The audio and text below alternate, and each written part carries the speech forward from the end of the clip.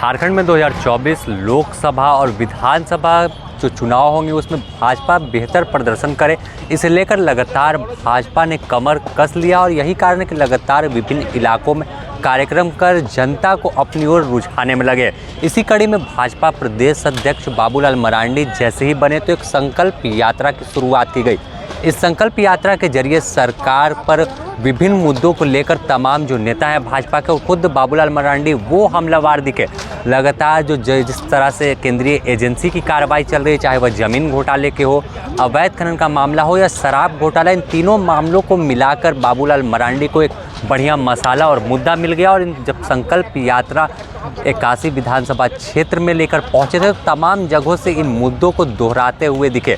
इसके अलावा अगर आज की बात करें तो आज रांची में संकल्प यात्रा का समापन समारोह आयोजन किया गया, भव्य कार्यक्रम आयोजन किया गया, जिसमें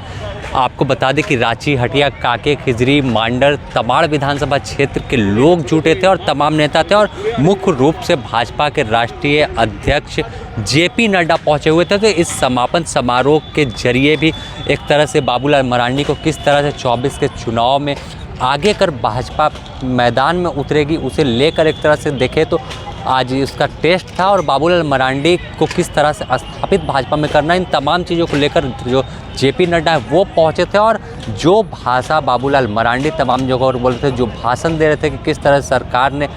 घोटाला किया है, घपला किया है, वही चीज़ को जेपी नड्डा भी जब स्टेज पर पहुँचे तो दोहराते हुए दिखे। चाहे वह ज़मीन घोटाले का मामला हो या अवैध खनन का हो, शराब घोटाले का, ट्रांसफ़र पोस्टिंग, तो एक तरह से पूरी तैयारी के साथ जो है होमवर्क कर जेपी नड्डा यहाँ पहुँचे हुए थे और उन तमाम मुद्दों पर राज्य सरकार को घेरा है। हम आपको सुनाते हैं क्या कुछ कहा जेपी नड्डा और बाबूलाल मरांडी ने। यात्रा के संकल्प यात्रा के समापन में एकत्र आए देवियों और सज्जनों, मीडिया के मेरे साथी, प्रिंट मीडिया और इलेक्ट्रॉनिक मीडिया के मेरे साथी, हेलो। आज मेरा ये सौभाग्य है कि भगवान बिरसा मुंडा के पुण्य भूमि पर,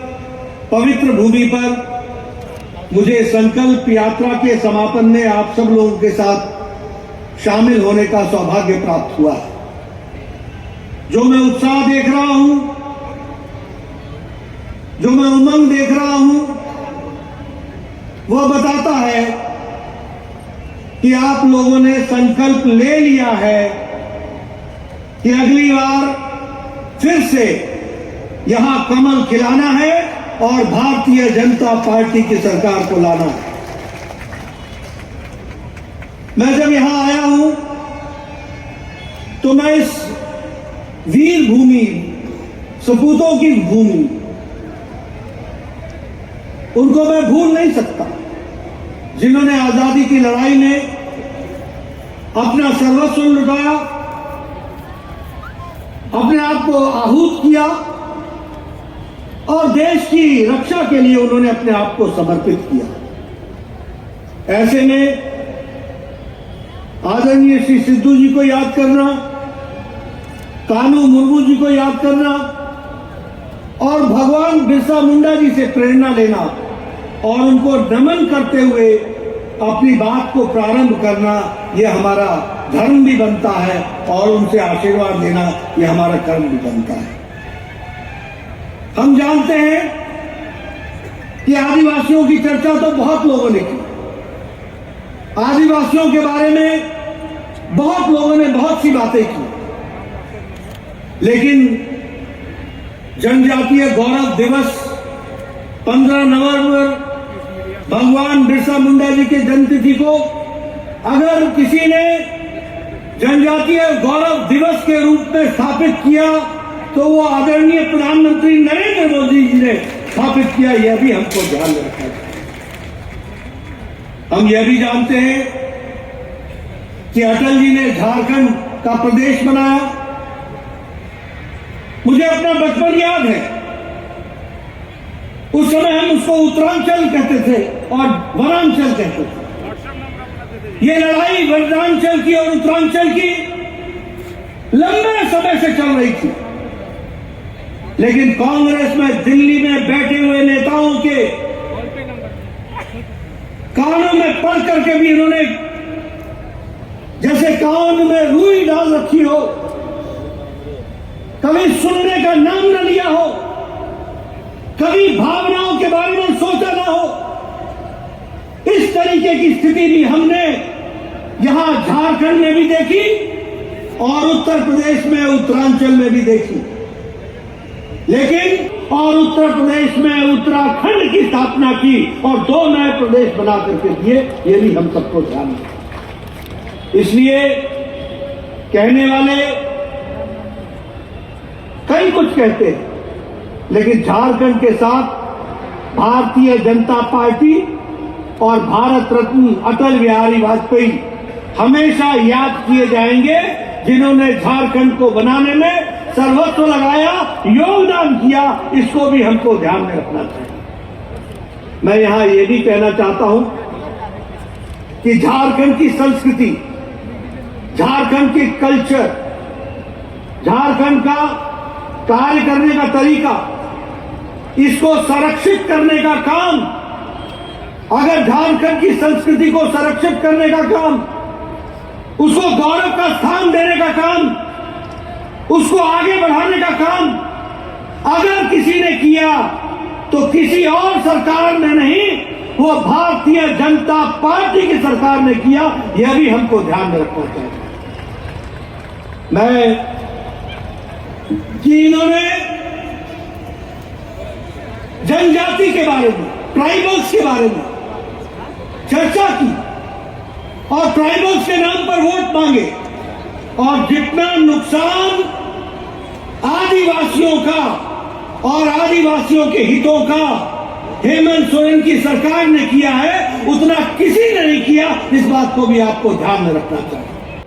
आदरणीय श्री जेपी नड्डा जी और मंच पर उपस्थित भारत सरकार के मंत्री श्री अर्जुन मुंडा जी, प्रदेश के प्रभारी डॉक्टर लक्ष्मीकांत वाजपेयी जी, क्षेत्रीय संगठन मंत्री श्री नगेंद्र जी, संगठन महामंत्री करमवीर जी और प्रदेश के निवर्तमान अध्यक्ष और राज्यसभा के सदस्य श्री दीपक प्रकाश जी, पूर्व प्रदेश अध्यक्ष अभयकांत प्रसाद जी, पूर्व प्रदेश अध्यक्ष यदुनाथ पांडे जी और केंद्र के मंत्री श्रीमती आशा लकड़ा जी, श्री समीर ओरांव जी और मंच पर उपस्थित सभी सांसदगण, विधायकगण,